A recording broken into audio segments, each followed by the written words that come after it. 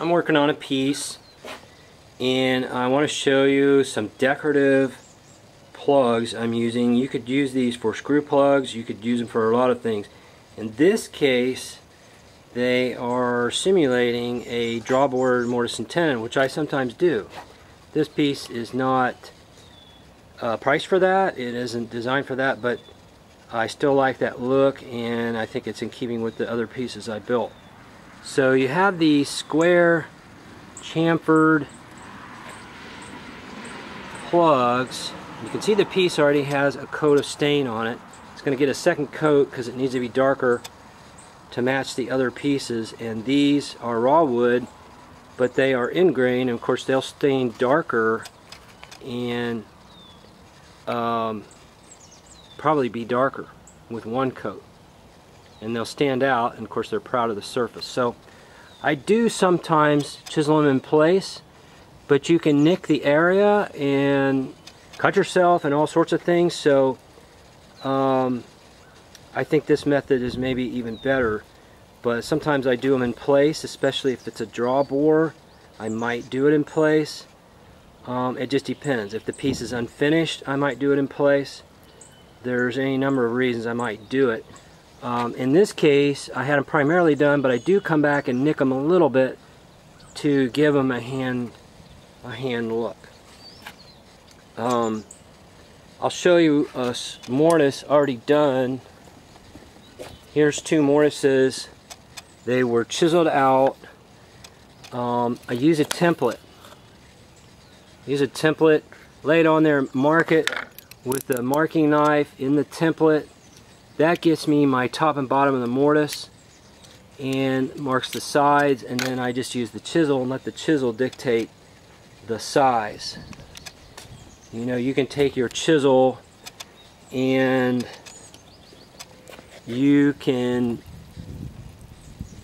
make your mortise is whatever your chisel is, and you use your chisel to set your other dimensions, like your table saw. It's put into the table saw, and that's what spaced the blade just right, plus a hair, maybe a 64th. So now I'll show you how to make the peg about the fastest, safest way you can do it. I'll put the camera back in the tripod.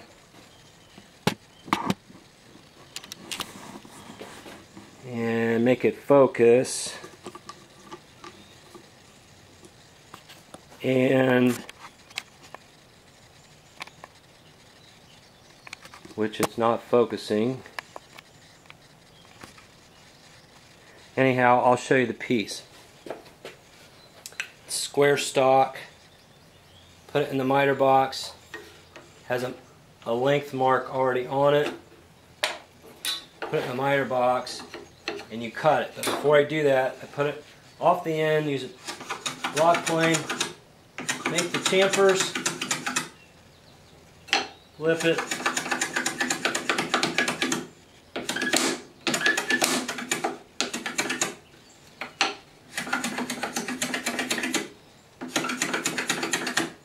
try to get them reasonably close, but you're not looking for perfection here because you actually want a little more rustic. In this case, I want a little more rustic look to it. This is even too perfect for what it's going to be. I'll probably take the chisel then and make it a little more rustic. But that gets your chamfers, and then line the cut line up to the miter box slot and cut away. And there you have it. And this gets some glue on the back and tapped into place with a mallet. And like I say, in this case I'll roughen these up a little bit in place, but not much. That way there's no risk of tearing anything up around the peg area on the piece. And it comes out pretty nice looking. So it's just a technique that I use.